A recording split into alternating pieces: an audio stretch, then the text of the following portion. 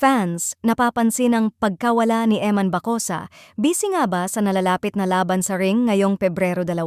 Miss na raw ni Jillian Ward? Umani ng samut-saring reaksyon mula sa netizens ang isang viral post ni Jillian Ward matapos mapansin ng masususing mata ng fans ang mga komento sa kanyang larawan.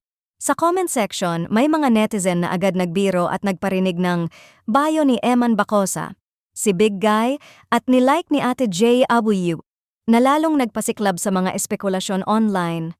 Ayon sa mga fans, tila may dahilan kung bakit bihira umanong makita si Eman Bacosa sa mga recent ganap ni Jillian. Marami ang naniniwala na sobrang busy ngayon si Eman dahil sa nalalapit niyang laban sa ring ngayong Pebrero 2, kaya natural lamang na nakafocus ito sa matinding training at paghahanda, pisikal man o mental. Busy lang talaga si Eman, may laban komento ng isang netizen. Dagdag pa ng iba, kaya siguro parang namimiss siya ni Jillian.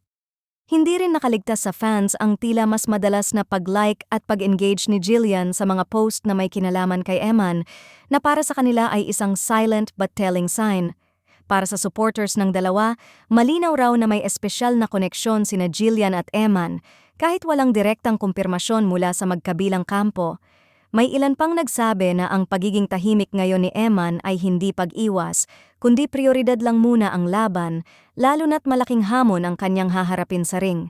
Kung may pinaghahandaan kang laban, talagang limited ang oras mo sa lahat, wika ng isang fan.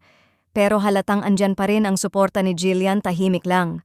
Habang papalapit ang Pebrero 2, mas lalo pang umiinit ang usap-usapan. Pagkatapos ng laban, mas magiging visible na kaya ulit si Eman sa mga ganap ni Jillian? O mananatili muna silang low-key, gaya ng dati? Sa ngayon, isang bagay lang ang sigurado, alerto ang fans sa bawat galaw, like at comment at kahit simpleng interaction lang, nagiging mitya ito ng mas malalim na interpretasyon. Busy man sa ring si Eman Bacosa, tila hindi pa rin nawawala ang presensya niya sa mundo ni Jillian Ward, kahit sa mata lang ng masusugid na fan, I miss you,